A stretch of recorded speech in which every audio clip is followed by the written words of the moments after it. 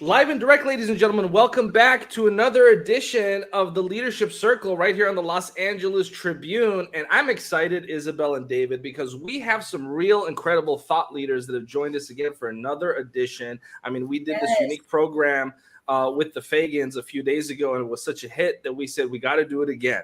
And the two of you are really a natural dynamic duo, power couple, I have to say, with these programs.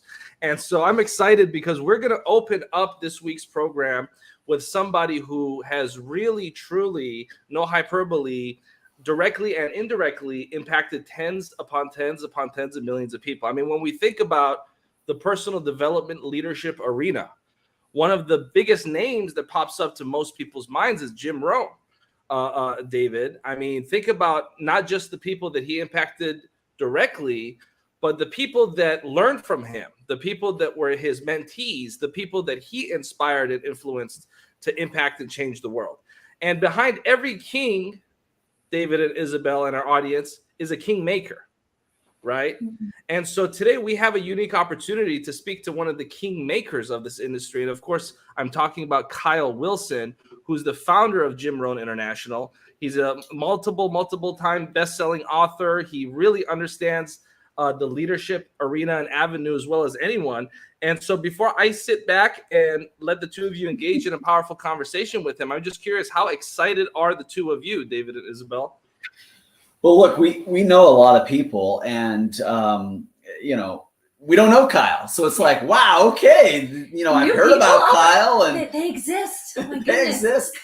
No, so we don't know a lot about him other than by reputation and things like that. So this is exciting for us. Like sometimes we're asking questions like we already kind of know the answers because we know them, but today it's like we're asking questions and we have no idea what Kyle's going to say. We have no Absolutely. And that's the way that we do it on this program. This is unscripted, unfiltered. And so we're going to go ahead and bring Kyle Wilson in. Kyle, welcome to the LA Tribune Network. I'm super excited to delve into some of your work and listen to this conversation.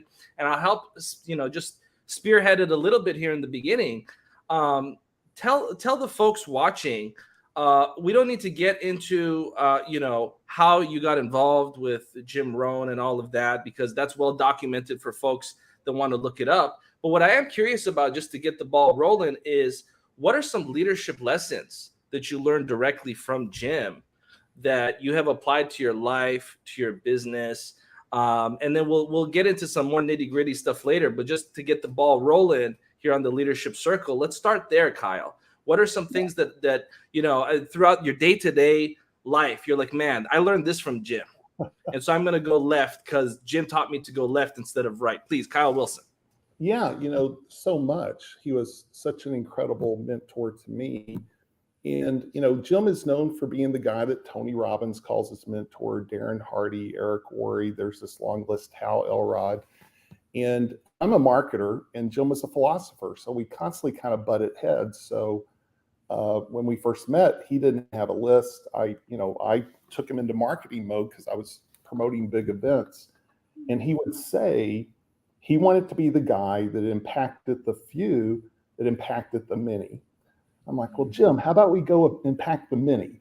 And but he really had a heart to mentor people, and he really focused on that. And now, he passed away in 2009, but that is one of his great legacies. The people, like, he's more well known today than he's ever been, and that's simply because of the people he impacted that now share his message.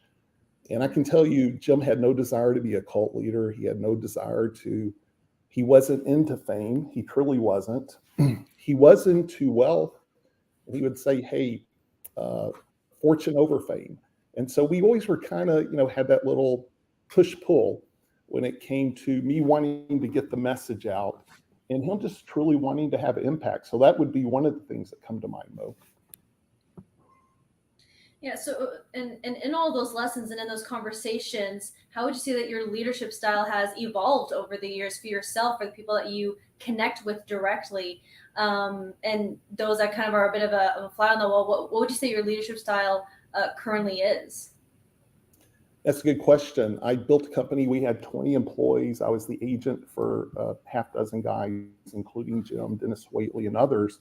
And I was very much a type A promoter.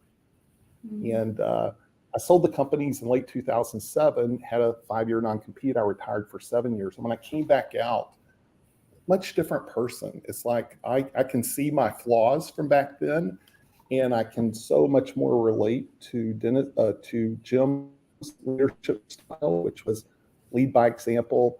He wasn't in a rush, and I have found out I don't have to meet it this minute. I'm much more on the spiritual side these days, and it's all the stuff he taught. I just didn't get it. I wasn't ready for those lessons, and so from a leadership style, it's definitely much more trying to put people in the best seat in the best situation.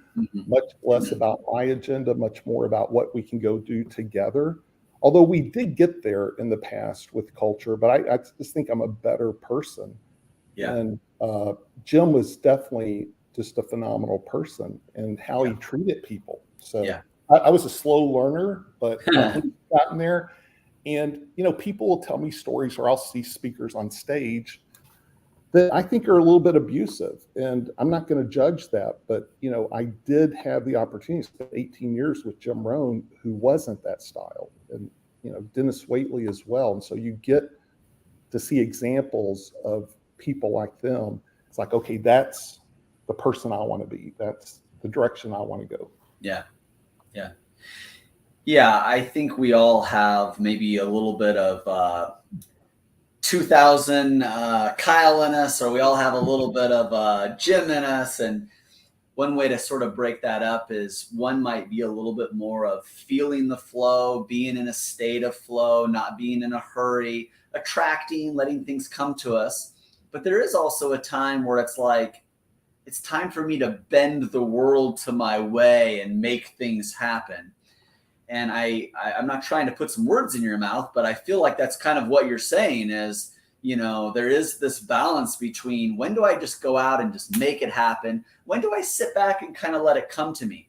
And so for you, how do you answer that? How do you decide when you get up in the morning, or when you approach a project, or when you approach a relationship, or you approach a goal? How do you decide that, hey, it's time for me to really force and impose my will on the world, or hey, I need to sit back and find the flow and let this come to me a little bit? Because both are valuable, aren't they? They are, but I definitely was 90% the force my way, make it happen. I think I'm definitely 90% the other now. It's like I'm very much just more patient, and it's amazing how much less energy I waste, because a lot of things work themselves out if you allow it to happen. And so I think, I have the intention of what I want, and being a little bit on the woo-woo side here, it's I let the universe, make it happen. So I would just say for me, definitely I have found the latter works better for me these days. But I think in the beginning, one of my good friends is Darren Hardy, and he talks about that his weakness of losing his mom when he was young, and his dad being a hardcore football coach, demanding excellence, that because of that dysfunction, he had this Steve Jobs complex of everything had to be excellent, everything had to be great. He went to extremes just to prove he's good enough. Well, he sees that and he doesn't think it's a good thing, but it certainly served him well. He's like, I'm now, even though I know it was born out of dysfunction, it served me well. And that's how I feel about it. The type A personality I had that would allow me to go into a new city and get 2,000 people 60 days later, fill up rooms, is how I attracted the speakers, including Jim Rohn and Brian Tracy and others. But knowing what I know today, I don't need to go do that. I have a different path that's in alignment with how I want to be. So I think you have to also match your goals with what it's going to take. And you got to say, is that the price I'm willing to pay? There's some prices I'm not willing to pay, because at the end of the day, for me, it would be ego to go after those things. It wouldn't be for what's really going to make me happy. Now, David, that could change next week, but I'm just saying currently, that's how I see the world. The things that I want to accomplish are in alignment with the philosophy I have. Yeah. And I would say Jim was the most easygoing person you could have. Yeah. In many ways to his detriment, but guess what? He attracted me. And so our partnership allowed us to go do amazing things, create hundreds of intellectual properties, build a $1 million+ list. So you could say it even worked for him. Like his staying over to the left, being the pure philosopher, actually opened a door for me, because back then as a young seminar promoter, and I'm working with Mark Victor Hansen, Brian Tracy, and others, there wasn't the doorway to have 100% partnership. Like I actually owned Jim Rohn International. So it allowed me to go build, with a person I could go do it with, where all the other contemporaries I probably couldn't have, because they actually, had a little bit of me in them, right? Mm-hmm. So that complete opposites we had actually allowed us to go do what we did. Yeah. So it worked for Jim too. So sometimes we see the greatest performers, the greatest stars, like say a Michael Jordan. It's hard for them to become a coach, right? A Tom Brady, right? Could he ever really coach? Sometimes these great players in the sports world, they struggle to be the leader. They struggle to be the coach because people just can't do what they do, right? And it's hard for them. And sometimes that happens for performers in their own business, right? They're trying to grow the team. They're trying to lead. And it's hard to find people that, hey, what would Jim do in this situation? Hey, what would Kyle do in this situation? What would Jordan do? What would Tom do? So what's your advice to a top performer who's trying to transition and be that better leader? What's your advice to them to not lose their drive and their hunger, but to somehow accept, hey, these people just aren't going to be you? How do you facilitate that transition and go about those situations? Well, I can tell you how it worked for me, because it took pain and it took failure to actually be willing to do what would work. And so my first 10 years, I had 20 people 3 times, but the first time we're blowing and going, and I was hiring entrepreneurs. And if you are an entrepreneur, if you are a rainmaker, you really don't need more of them, because you're either training your competition or you're filling a void that's not really there. And eventually, now again, it took the rainmaker to build the big enough audience to say, now I need a different type of person. I needed customer service. I needed shipping. I needed people that could help manage the 100+ events we're doing a year. And I went for a totally different type of person, because at one time I thought everyone should be me. That was really how I saw the world. Yeah. And that'd be like Michael Jordan thinking everyone should be Michael Jordan. Yeah. And I really, and through pain, because we were making money, but no one was happy. And I really did want to share the wealth. It took about 3 years, and I really did have some, I call them God downloads, because I came up with a 10-point review, and I came up with profit sharing. I came up with celebrations, and they were all 3 different things. Celebrations included everyone, the smallest to the largest person. And we would rent the MTV house in Destin, Florida, if we hit our Super Bowl goals. But profit sharing was very much based on the 10-point review and who could literally take the most weight off my shoulders. And that took a very different approach for me to go from rainmaker, if you will, to finding leaders. But that's where we were. That's where the company was. Yeah. So the initial question you asked, for me, it was realizing not everyone's me. And that took me some pain to figure that out. Yeah. And then trying to incentivize everyone like I would want to didn't work, because they wanted to be happy. They wanted to show up at a job where there's a great culture. I thought people just wanted to make money, and that's what you wanted, but not always what everybody else wanted. And I thought that's what they wanted. Yeah. And I failed so much. And again, this goes back to things I see today. that Jim Rohn was teaching, I just wasn't hearing it. I spent so much time, effort trying to make everyone in my organization and my family, my friends have success. Now I don't do that at all because I know I can't change anyone. And I know I need to be invited if they do want my help. And Jim was totally content not to try and, impact anyone that wasn't asking. And also to realize we want different things. Who am I to say what would make someone happy?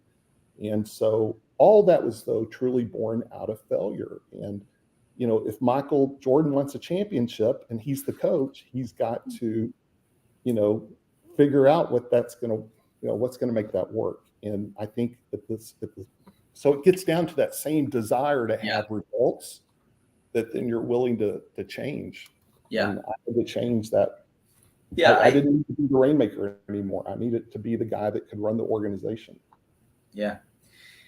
I've been in a little bit similar of a situation a couple of times. I was the former CEO of Guerrilla Marketing, so I worked with Jay Conrad Levinson, and between me and him, we sold 23 million books in 62 languages around the world, and he was in his 70s, and I'm in my 30s back in the day. This is like 2008, 2009, 2010. I wanted to take over the world. Jay's like, I want to work 3 days a week. I want to work 7 hours a day, maybe.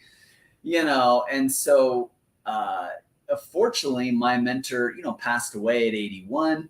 And it's interesting, we can't be them, but we want to honor them and we want to continue that legacy. And I'm curious what advice you might give to somebody who is trying to work in the shadow of somebody else. What advice do you have to a leader who is maybe they're not even taking over for somebody else, but people are coming to them from a different leader. They're coming to them from maybe a Tony Robbins world or a Brian Tracy world. Now they're in your world. And so they kind of have this idea of what they think you should be. How do you both honor that, but kind of be yourself? Any advice? Yeah, it's a great question. And I do have some advice, but I got to go back to Jay for a second. So it's 1997. I'm in the seminar business. We're at the top of the mountain, filling up huge rooms, but it's pre-internet. And I hear all these guys, Mark, I was working a lot with Mark Victor Hansen. I did Chicken Soup for the Entrepreneur Soul, and Mark's telling me about his internet guy. And I found out his internet guy was really just a tech guy that was a sales guy. But he's now taking over everyone's internet stuff. But I truly was a marketer. And I heard a Jay Conrad Levinson cassette, and he said, marketing is marketing is marketing. What worked for classified ads in the 30s, worked for radio in the 40s, TV in the 50s. He took it all the way through infomercials. And it's like, that's it. The principles never change. And I don't need a tech guy to be my marketing guy for the internet. I need a tech guy that will let me figure out what the marketing is.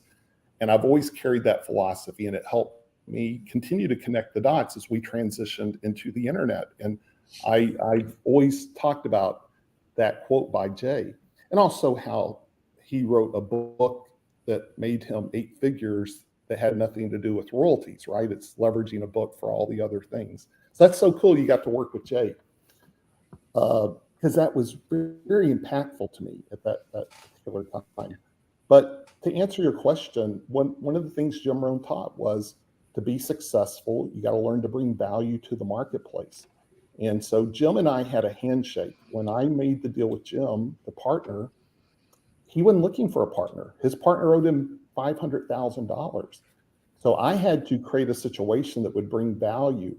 And so a lot of times when we're in these relationships, if you keep the focus on how do I bring value to the marketplace, how do I bring value to Jim, how do I bring value to Brian Tracy, and if you make that the focus, and again, a handshake, and I can tell you, Jim always focused on bringing value. I always focused on bringing value. And yeah, we're going to have disagreements. Yeah, it's not always going to go well. But if that's your key focus, it's all going to work out in the end. I think a lot of times either side can feel entitled, either side can feel like a little bit of a victim mentality.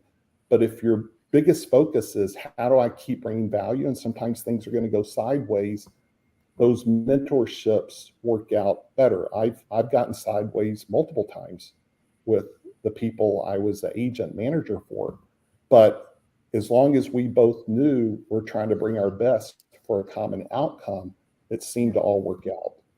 So I didn't quite answer exactly how you asked it, but I think that is You the gave us root. good information. Well, I think that's people are taking notes. I'm taking mental notes. You're doing a great job. I'm taking a lot of real physical notes, and I hope the folks watching this really appreciate the fact that we have two folks here that are carrying the mantle of some icons and legends in Jim and Jay.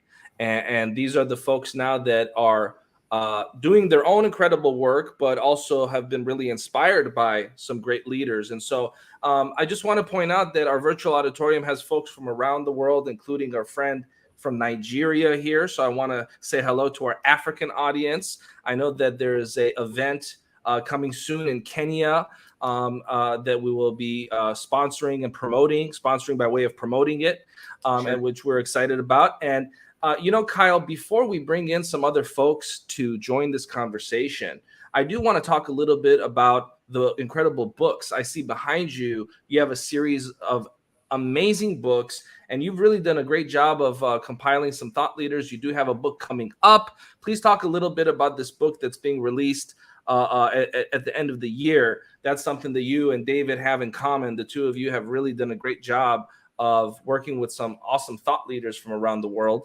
And, I'm always all about collaboration, not competition, right? Exactly. I think that if you're doing good in the world, and if you're highlighting good people that are doing good things, what more do you want to do with your life? So Kyle, talk a little bit just about some of the books, if you will, and in particular, the next book you got, please. Yeah, I'll give it context. 1993, I make Jim Rohn an offer he can't refuse, and I get exclusivity, take him from 20 dates to 110. And I drew this little circle on a sheet of paper, put a little hub in it, called it the wheel, and put these different spokes. And I'm like, how do I get people on the wheel and take them around? And each spoke was a product, service, or customer acquisition. And I thought, what makes Jim special and unique? And it's that he's such a wordsmith, and he can take the complicated, make it sound simple, do it with humor. So I came up with this little quote book idea. And I thought, when I send this out to companies, how do I make Jim look different than everyone else? So I'll just put it in the folder. And so I created this, and then this idea in 1993, I really think this was a God download. I put a to and a from, a place to put a note, and this really cool Jim Rohn quote. And over time, I moved 6 million of these. So Brian Buffini told me he bought 200,000. Eric Worre bought 200,000 over 20 years. And I did one for Brian Tracy, Zig, Mark Victor Hansen, Dennis Waitley. And so I learned the power of books. And then I did this hardbound for Jim, the Treasury of Quotes, 365 quotes. And so much like Jay talked about, leveraging books as a business card and as a viral tool. And so I sold my companies, retired. And when I came back out, I had people like Brian Tracy and Les Brown and Darren Hardy, Phil Collin of Def Leppard that said yes if I asked them to be part of the book. And then I had this inner circle mastermind, and I saw them wanting to publish books. And I had worked with Simon & Schuster, Random House, and I'm just a big believer in self-publishing. So I put together some books, and one of them, this was called Success Habits of Super Achievers. It's after my podcast. It had Darren Hardy, Brian Tracy, John Assaraf, Dennis Waitley, Phil Collin, Mark Victor Hansen. And then we had other entrepreneurs in it. And so, we have 15 boxes we help people check. But at the end of the day, we want the stories to be good. We want the lessons to be good. And so it has its own viral impact. And I put the same to and from, and we empower our authors to be able to give them away. And so the book you're talking about, Mo, is called Next Level Your Life. And you're going to be part of it, and have some other amazing people that will be part of it. And I have a great partner. I mean, we've now done 12 books, and she's been with me in every book. I'm in Dallas. She's in LA, though, the car sites. And so she's the writing coach and the editor. I do marketing calls, and, we hit number one. But it's just, it's a lot of fun because I really feel like we're helping people. In the beginning, it was more of a tactic to help our peeps. And what I thought were the big benefits, and they were. I've since learned just letting people, this process of getting the story out and telling your story and then owning your story. I sold my companies and I diminished my story. I go to my high school reunion, wouldn't even tell people what I did. And, so oftentimes we diminish our story. So we help people kind of cross that threshold of owning their story and putting themselves out there. So I only do 3 things right now, and that's one of them. And I have a great partner, so that helps a lot. Well, thank you for elaborating on that. And, one of the most incredible ways to impact the world is to share your story. And that's what you encourage folks to do. And with that being said, I want to bring in some folks to continue this conversation. We have a lot of leaders here. And so the next half of this program is going to be a Socratic style conversation. And I'm going to kick it off with Ali, because Ali, you really stole the show the last time you were on the program with your story. And for folks that may not know your story, let's start with you, Ali, because I know a lot of the folks watching in this community heard your story. But for someone that might be just tuning in, please go ahead and share, Ali.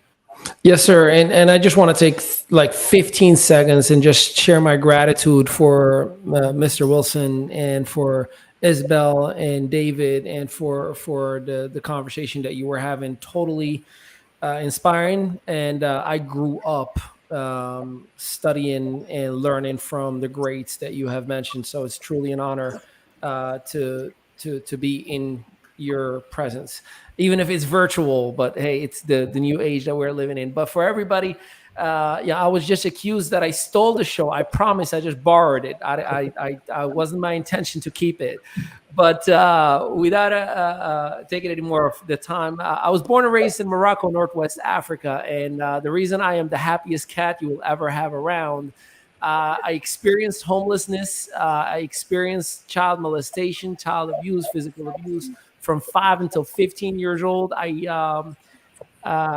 a period of my life that most people would say is terrible and filled with trauma. But in my weird positive spin, I look back and I say, thank you, God, because it made me the man that I am today. It made me the businessman that I am. And because of all that adversity, I learned how to appreciate, empathize, love on people. I became what you would call a global citizen. I learned 5 international languages that I write, read, and speak.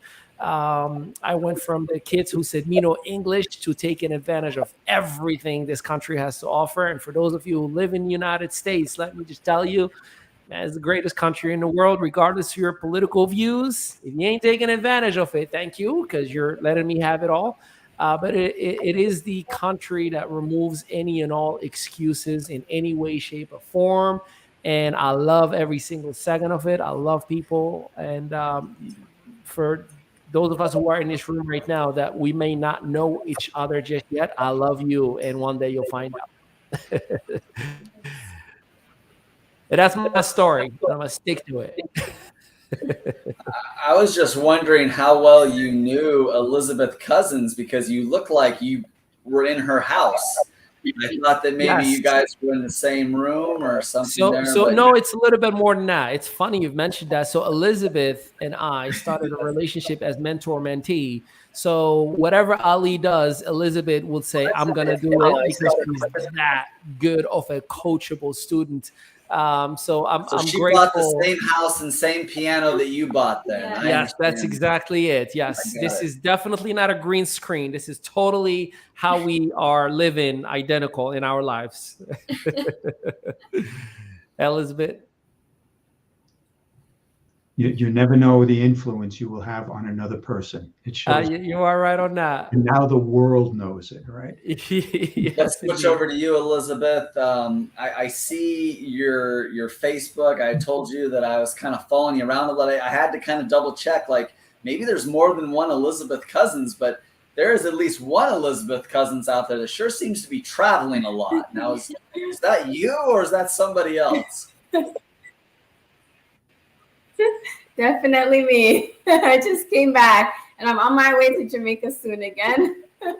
Yeah. Well, I'm glad you're getting out and doing things. In all seriousness, you're an action taker. So is Ali. I mean, everybody on here takes massive amounts of action. A lot of times people will say to me, David, who are your best clients? And I would love to take credit, like as if I did something really amazing for them, and I'm sure I contributed. But my best clients really have everything to do with they take action. You guys all coach people, you give people advice to some degree, you consult organizations. Yeah. Doesn't it feel good when actually people take action? Imagine that. They actually listen to what you say and they go and they take action. And that's what you guys all do here. Elizabeth, what's a couple things that you've taken action on in the last few weeks and the last few months that you see is really making a difference right now today? So actually, I just came back from St. Lucia. We had a mastermind with the Think and Grow Rich and some really big thought leaders there. So one of the things that I've never done before, actually, bits and pieces of my story. And during that time last week, I actually surrendered everything. I told my whole story and I actually owned my story. So it was actually a coincidence that you guys just mentioned that of owning your story. Well, good. Richard, I'm going to keep coming back to all of you guys. Richard K. And Kyle Wilson, do you two know each other? I feel like maybe you two have come across each other, but Richard is very similar. Kyle Wilson has, had to follow in some pretty big footsteps with someone like Jim Rohn and kind of helped carry that torch. I've had Jay Levinson, the father of guerrilla marketing. I've got to play some roles there. In that same vein, Dr. Richard K. here was very big decades with Bernie Dorman of CEO Space. And Richard has had the privilege and the honor of kind of supporting that movement, partnering in that movement. And now, of course, having lost Bernie Dorman of CEO Space, Richard carrying on that legacy, if you will. But if you guys did not know who Bernie Dorman was, Richard, why don't you share a little bit about Bernie and his legacy and kind of what you learned about leadership from him? Interesting. I'm going to begin at an end and then come back. Bernie died a couple of years ago, and at his celebration of life, it was a 7-hour online thing. Now, that may sound interesting. People had 30 seconds to honor him, and it took 7 hours. He was a true global leader. Investment banker. Decades ago, actually 33 or so years ago, he had a firm the size of Smith Barney. He had 7,000, I think it was 7,000 brokers working for him. His father was diagnosed, ultimately died of cancer. Bernie shut that down. He sold it and created this organization. And Kyle, you mentioned Mark Victor Hansen and Jack Canfield were some of the co-creators of this thing. And it was called a Millionaires Club back then. It morphed into CEO Space. We have members in approximately 150 countries. And David, you asked me one thing specifically, what's one of the things I learned? To show up in massive contribution. Serve first. Too many people on our planet are me. It's all about me. Everything focuses about me. You give to me and maybe I'll give to you. Bernie was an absolute master at serving humanity. I mean, he would talk with people, even if they did not have the wherewithal to be a member of CEO Space. He would spend time coaching and mentoring him in on their business. People have raised in excess of $3 billion through the mentoring that he offered through CEO Space. And Kyle, I don't know how well you know Mark, but Chicken Soup for the Soul was born at CEO Space. Bernie was instrumental. Mark and Jack knew one another. They got together, they collaborated, and I don't have it anymore. The very first edition of Chicken Soup said it all started right here.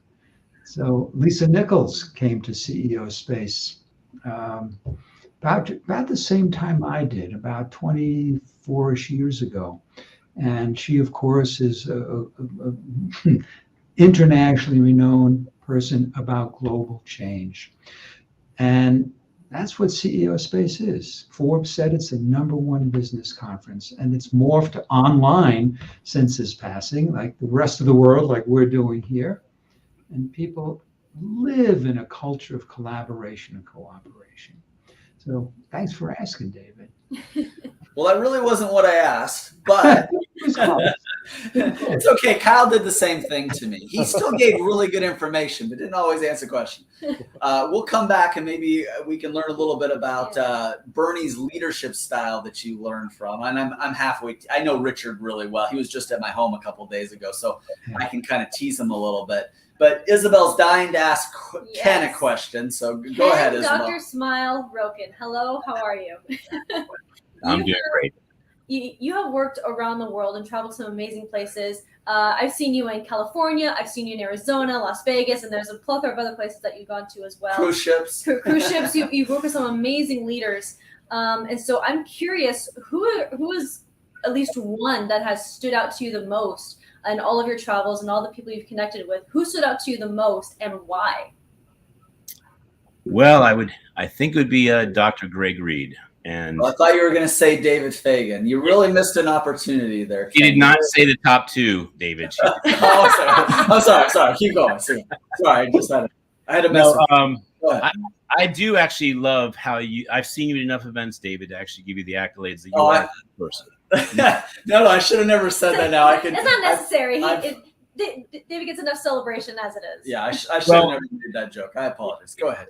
And I also want to acknowledge that you are someone that influences actually people to take action and do legacy work and make an impact. So I do want to say my newest book is about impact. It says it's my name of my company, and it's Perfect Publishing, having your book impact the world. And I will say that you're someone that inspired that type of title. But to get back to your question, Dr. Greg Reed has this amazing event, Secret Knock, and Dr. Richard Kay is one of the people that knows that Greg Reed spoke at CEO Space. I met so many leaders through CEO Space. So I owe Bernie Dorman for all those connections to those speakers. I also owe Greg Reed for connecting me to enough thought leaders and inspiring people that I was able to confidently make a book that is it might be my best gift to humanity. And it's something I'd like everyone on this call to be part of. Dr. Richard Kay already is, but it's called Dose of Hope.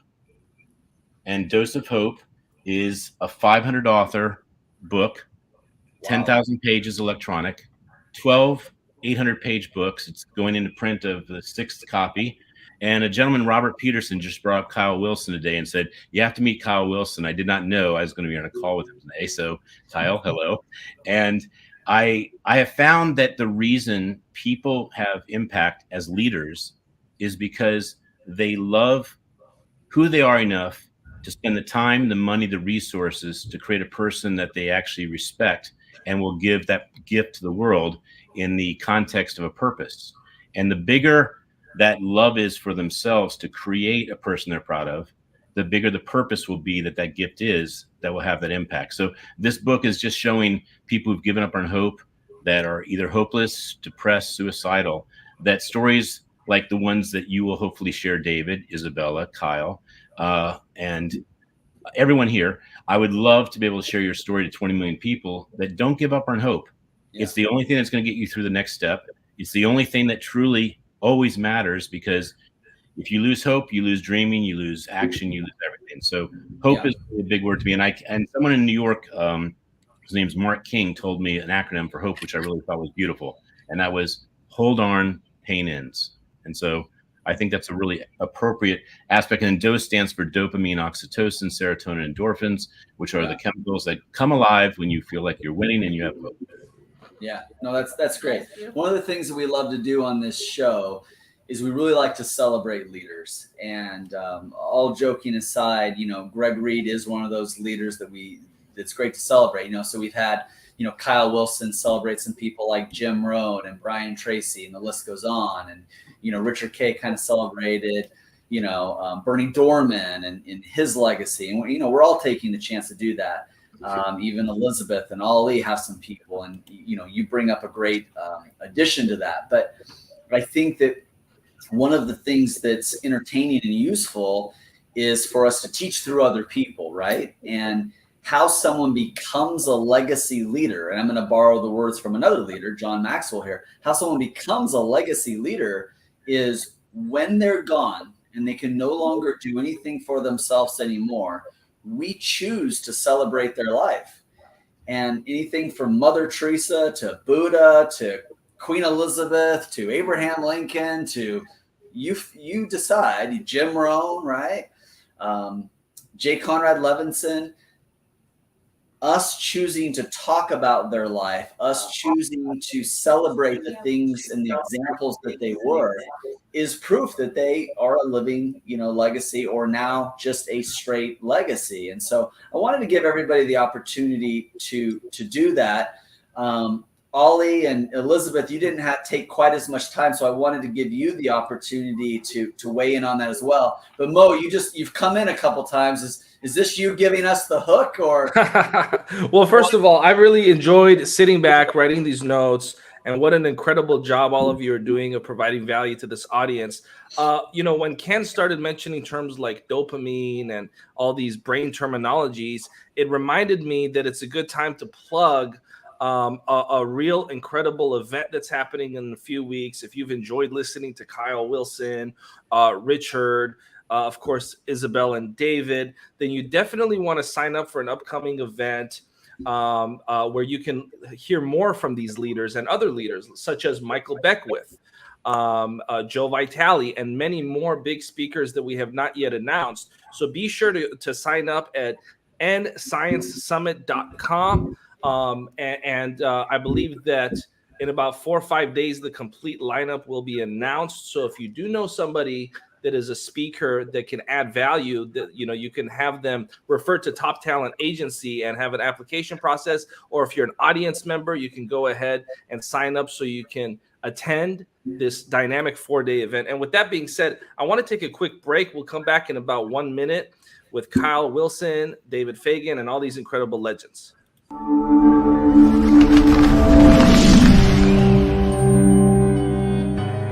Welcome to the Los Angeles Tribune page. Here you will find original news programming, exclusive digital events, and shows that are directly from the community. At the Los Angeles Tribune, we believe in giving a voice to the voiceless. We are proud to be the only national brand to empower everyday people to make a difference. Since 1886, our reputation has been built on truth and responsibility.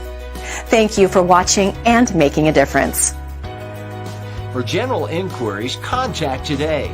Thank you on behalf of the Los Angeles Tribune team.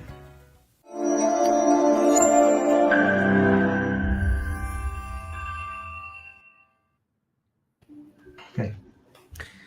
And so as we kick off the last 20 minutes or so of this program, I didn't mean to steal your thunder, David and Isabel, or step on your toes. I apologize. This is your show. But I'm really excited to also hear again from Kyle. I personally consider Kyle one of the world's foremost experts on leadership. And, it's interesting that he mentioned that he's sort of on a more spiritual path these days and kind of, letting things attract and come to him as opposed to, going out aggressively, which you contrasted with your earlier days. And so I'm really excited to also hear a little bit more from Kyle about his thoughts on this group so far and the different things. And Ali, thank you again for sharing your story and being so vulnerable and open and transparent with this community. I want to just hear a little bit more from Kyle, then I'll step back and let David and Isabel do what they do best. Please, Kyle. Well, no, I'm loving the conversations, and David earlier said, so how do you balance these two things? And as I think about that, David, that's so true. Like right now, but back in the day, I had to build it, but then I had to focus more on leadership. So it takes the entrepreneur to go build it, but then the best thing you can do is then create the culture. And I didn't have the culture, so I had to become a leader.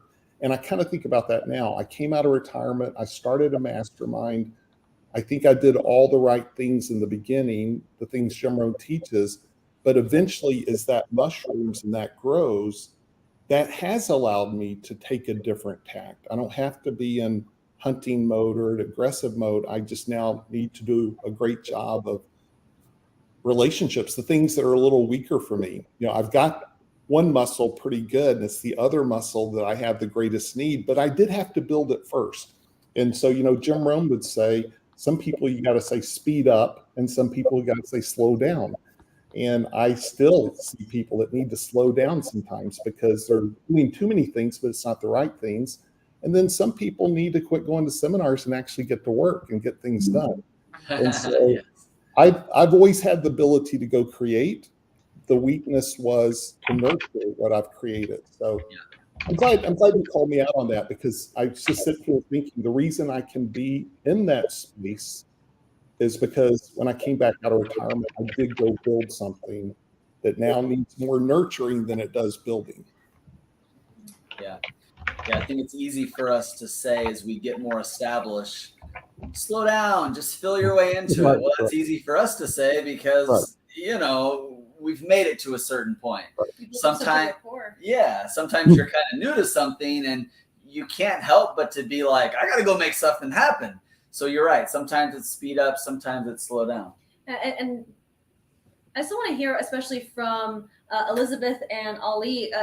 We'd asked Ken earlier, the people that you network is definitely your net worth. The relationships that you develop over time are ones that consistently have an impact in what it is that you do, whether it's directly with you or people that you know and connect with. But Ali, what are someone that you have looked at as an example that continues to make an impact in your life or your business? Yeah. So first of all, it's so interesting to see how the footprint has changed on this terminology with this generation that I am part of, the millennial generation, the digital generation, right?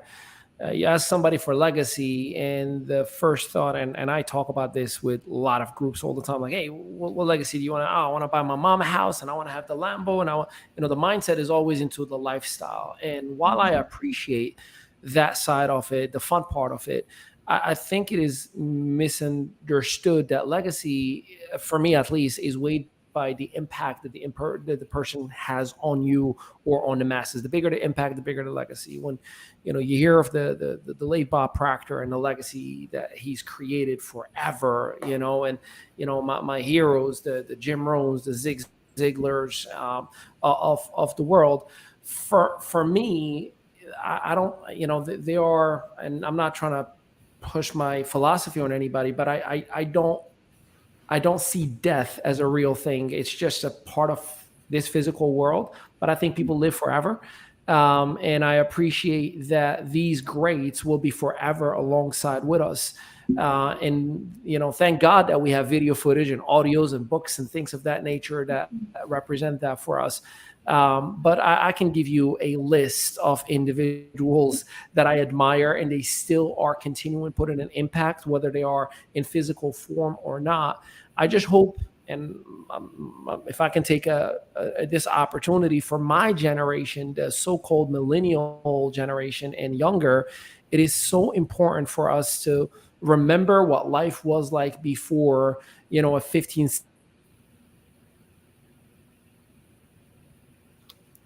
second.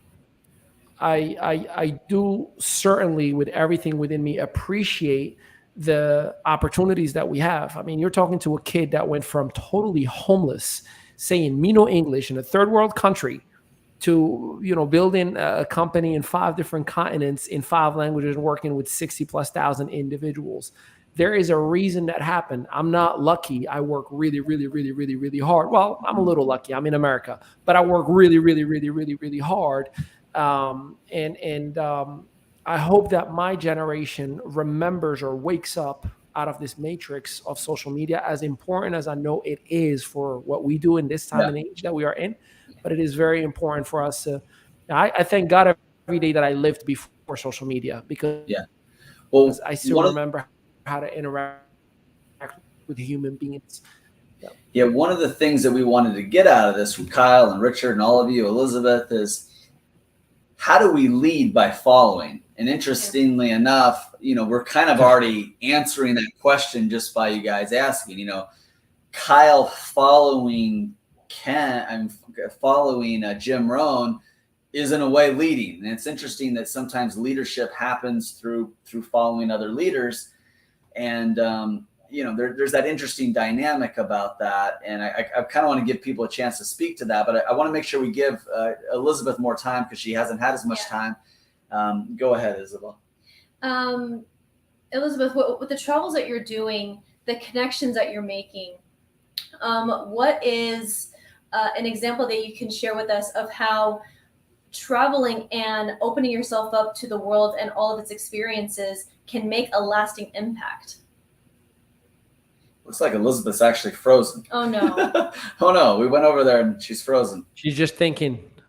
She's thinking, yes. Her eyes are closed. She's meditating. She's really processing. Nope, we lost her. Okay. Okay. So we'll go back over to you, Richard. We'll just kind of go back around the horn here. Yeah. But Richard, in terms of leadership and kind of celebrating leaders and, leadership lessons that you're applying, like I'm always curious because we always learn all these things, but the greatest compliment is to take action and apply that. Yep. So what's something that you've taken action on and applied that you've seen from a leader that you admire? And I'm going to go back to your observation with Bernie. It's be a servant leader. Show up. Don't wait to ask what somebody needs. Figure it out.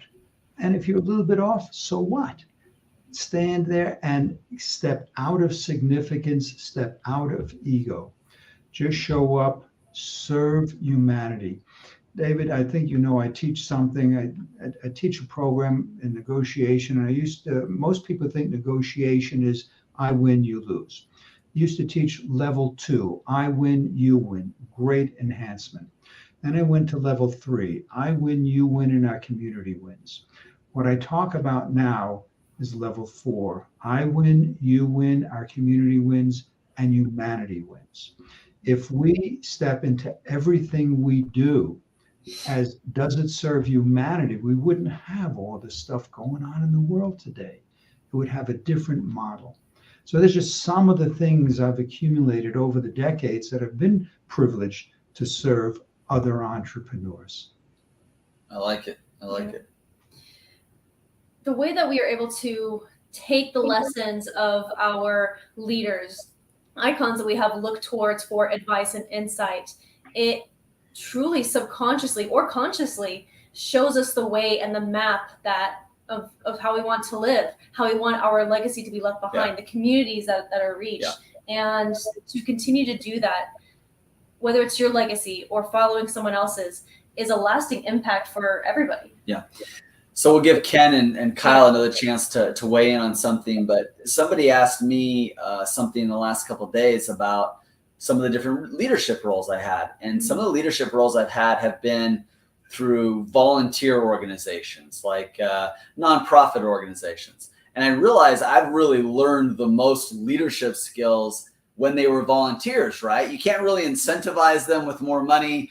You can't really fire them, the same. They're just volunteering. What are you going to say?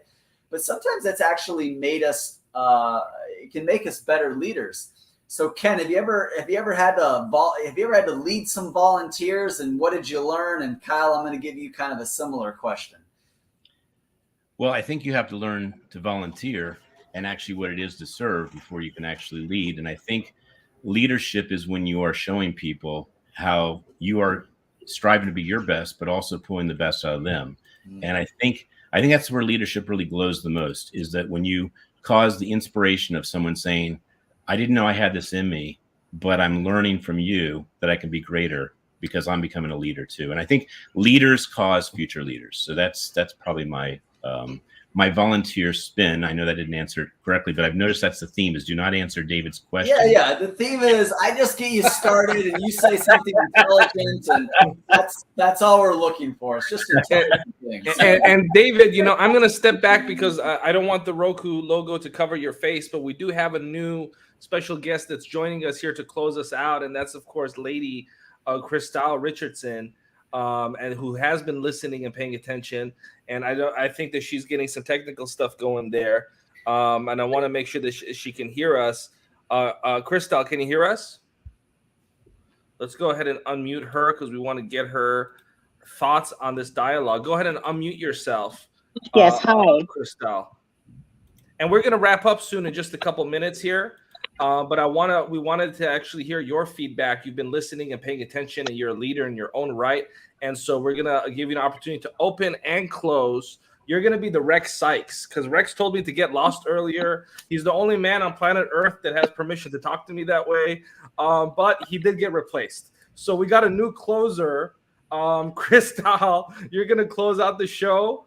But we will hear very briefly from everyone else, just closing thoughts. But let's start with you, Christelle, please. Yeah, so thank you all so much, and appreciate just this opportunity to be on just for a few moments. And with all of what was being talked about related to leadership, and I heard a question from David about leading by following. And I think that that's something that's very extremely important. One of the things that I do is really focus on, like, I didn't know what it was called initially. And it's servant leadership. Servant leadership. So you're leading alongside those that you're serving. And part of what I really appreciate about Isabel and David is that, you know, in all of the joking, you know, like basically joking aside of everything that they do, is that they lead by serving. There's so much to be done in all of the different arenas that they play big in, that it's very important to have those relationships. So I totally believe, you know, from the bottom of my heart that they were put here, you know, on this earth to help bring people together. And that's a lot of what they do. This isn't necessarily just to talk about them, but it is a lot of what they do in a lot of different arenas. And so I appreciate being a part of that circle as well. But with people that maybe are new to leadership, it's up to all of us to find what our leadership style is.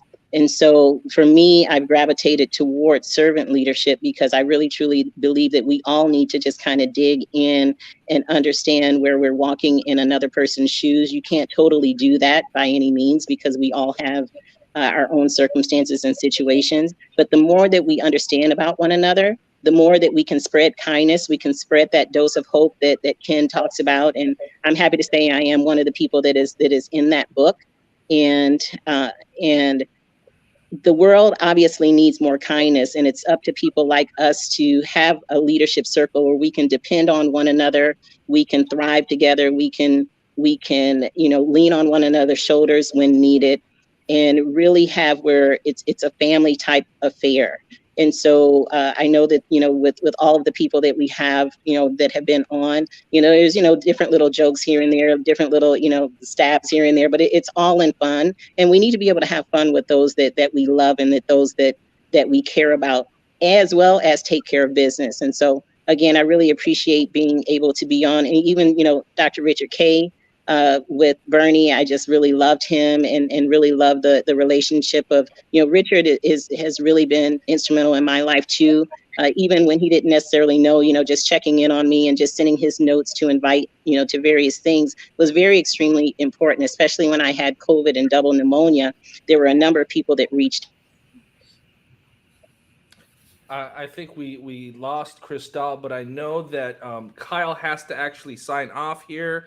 So we will continue this conversation for a few minutes longer without Kyle. But Kyle, we're going to give you the floor for you to just share your closing thoughts while Christelle gets the technical situation alleviated. Kyle, final thoughts, please. Floor is yours. I think to continue one of the previous conversations about leadership and legacy, I was interviewed by Hal Elrod, who wrote the Miracle Morning, and Hal said, "What's some of the greatest lessons you learned from Jim Rohn?" And I shared 3, and then he had this look on his face. He said, "Oh my goodness, that's what I wrote my whole book on." And I thought those were my ideas, but yet Jim Rohn was my greatest influence. So I guess subconsciously I had taken those in, and I said, "Hal, that's exactly how this works. It works where someone influences us, but then once we actually walk through it, once it becomes ours, then it comes out a totally different way."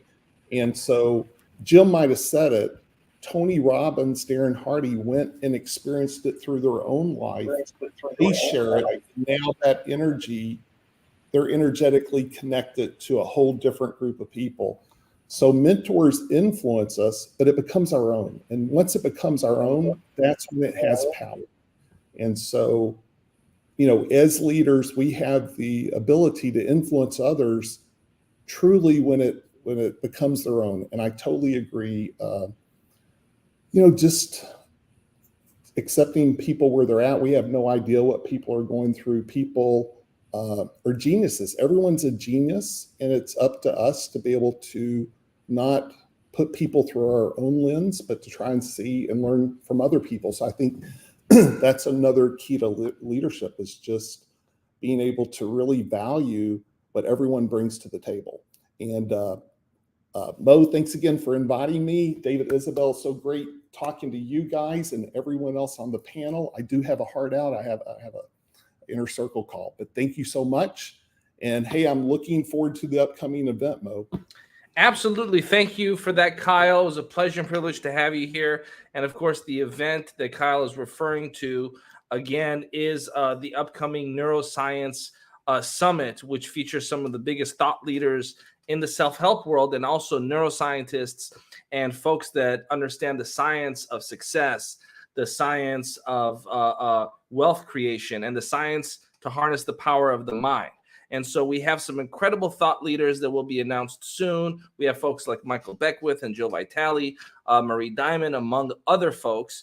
And if you also know any speakers, if anyone in the virtual auditorium wants to nominate a speaker to be a part of this, you can do so by contacting Top Talent Agency or the LA Tribune. And with that being said, I want to bring back David and Isabel, who must have been sitting back taking notes, so they didn't want to show how many notes they were taking. And so we're going to close out soon. I do see that Rex Sykes is in the building. He was our designated closer last time, so I think we're gonna save him for the end.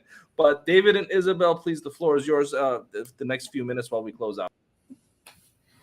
No, this has been good, and we went out to you a couple times, Elizabeth, because you probably had the least amount of time, and we wanted to make sure you had some time. But then we we lost you.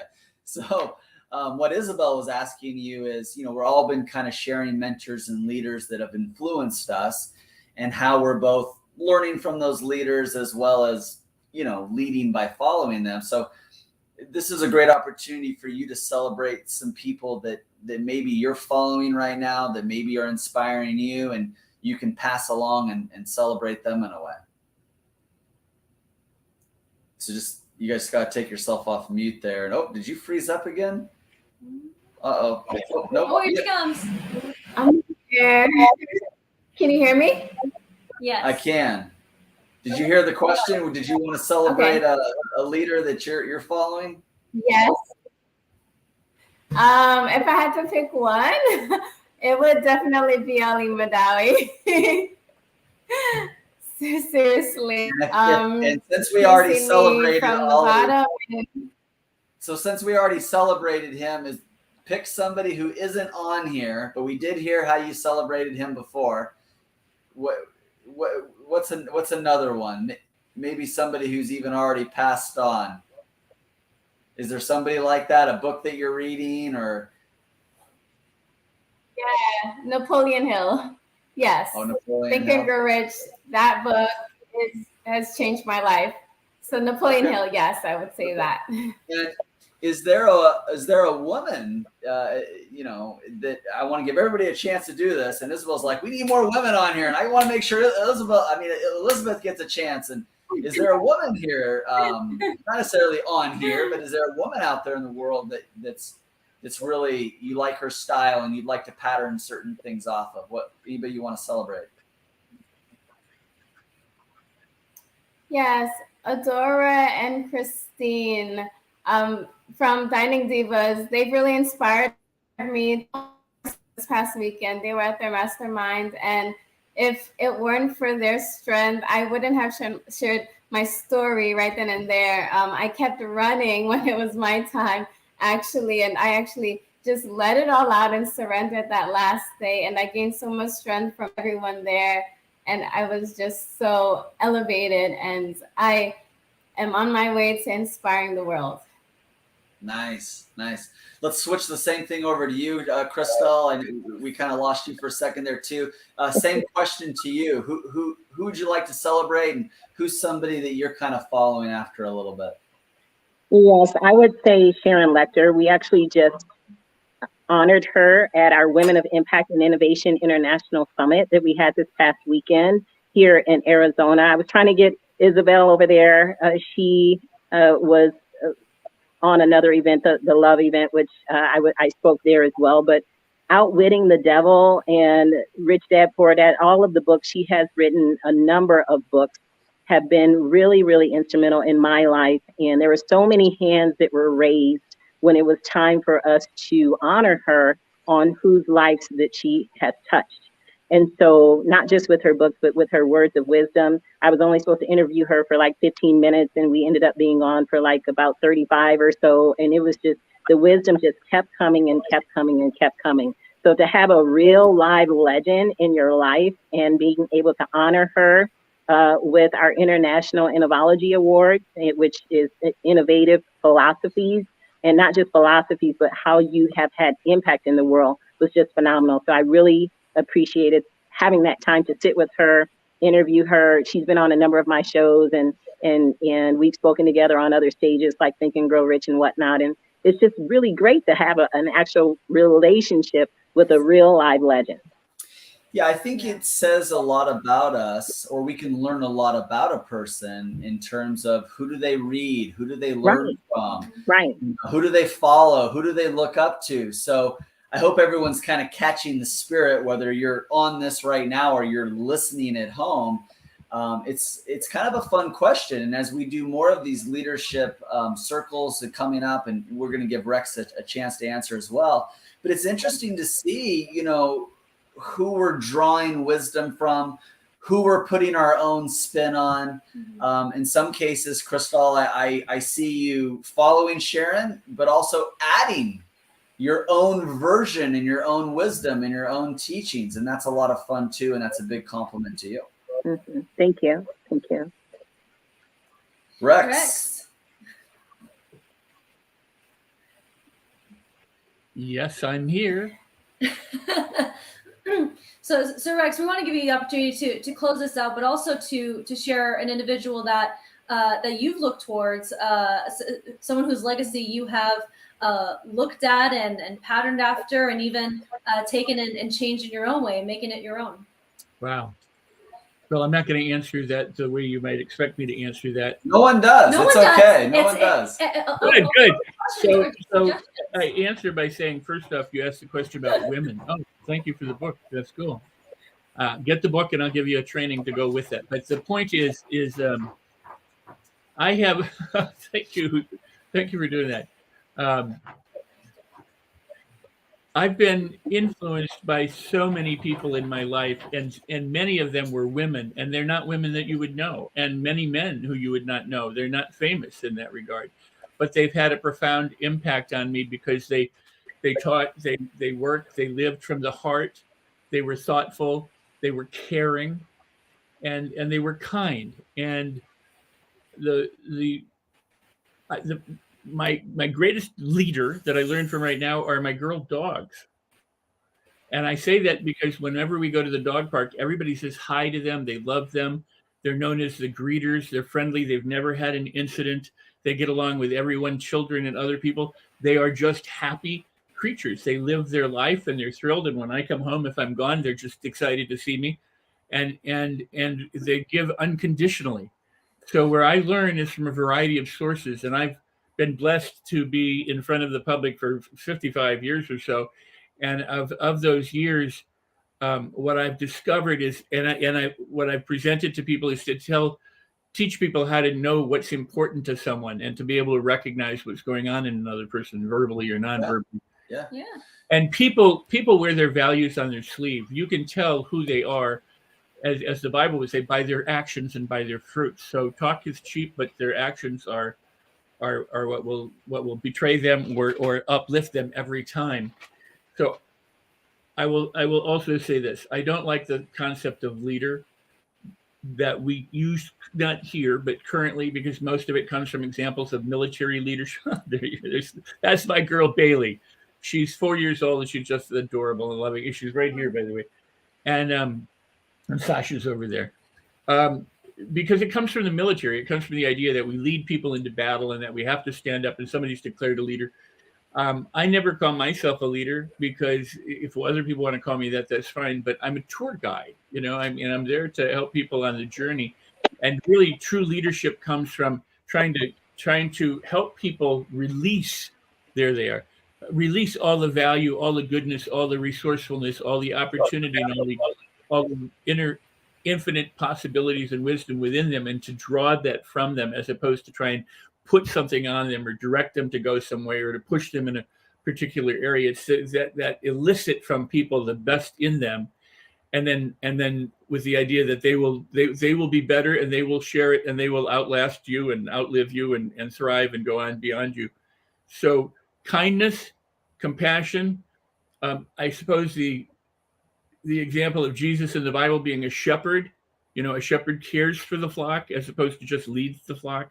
So the caring and the compassion and the generosity, I loved what Christille said, because it was about kindness, and it is about kindness, and it's about what we need today is a different kind of leader, not somebody who stands up and says, this is what you should do, but is such an example of the kind of exemplary life of love and kindness, compassion, and goodness that people are naturally drawn to them like magnets. They're drawn and they follow because they find value in the example, not because they're told to do something. And so leadership to me is very, very different than it may be to some people, but I'm sure it's not different to those Yeah, people. no, absolutely. We got Sharon Lecter, we got Jim Rohn, and we got your dog Bailey. We've got Bernie Dorman and great people. Yeah. Jesus and your dog Bailey. You broke my brain a little bit, but hey, that's your answer. And you're a disruptor. I like it. Us entrepreneurs, when everybody zigs, we like to zag. Yeah. And in true zagging fashion, you threw us that curveball here today. And I guarantee you, and I can see it now, there's people on Facebook like, yeah, Rex gets it. Rex gets it. Oh, so, yeah. Well, I mean, a little bit for everybody here today. Men, women, dogs, a little bit here for everyone. Mo, our endorser, save us. I just wanted to say that everybody here has shared such incredible stuff and thank you. Wonderful wisdom. Thank you for all of them. Thank you, Rex. Well, ladies and gentlemen, we are about to close out on that note. This was an incredible episode of the Leadership Circle. And, Rex, you really embody what it means to just be your own person and to express who you are. And you're not really someone that abides by conformity and groupthink. And, I'm going to share with you, actually, Rex, off the air.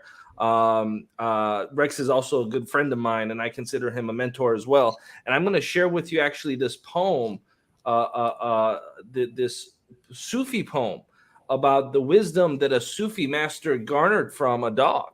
And so it's very interesting. You're going to appreciate that, Rex. It has a lot to do with the fact that the universe always has lessons for us.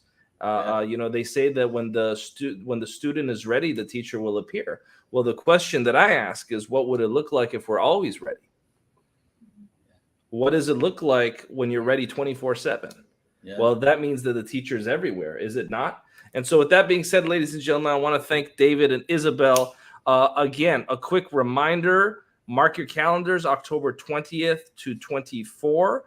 There is the Neuroscience Summit with some of the top speakers from around the world. This is going to be promoted internationally. The last event that we produced had people joining us from 25 countries. We expect this one to have even more. We want to thank Michael Beckwith for being a huge part of it, as well as all of the other incredible thought leaders. If you know somebody that you believe should be part of the lineup, because many people in this community have friends and associates that are entrepreneurs or speakers, contact Top Talent Agency, David Fagan, Isabel, his team, or the LA Tribune to have these folks apply to be part of the biggest event of the last quarter of this year. With that being said, Thank you, everyone. We'll see you next time. This is Leadership Thank Circle you. Live.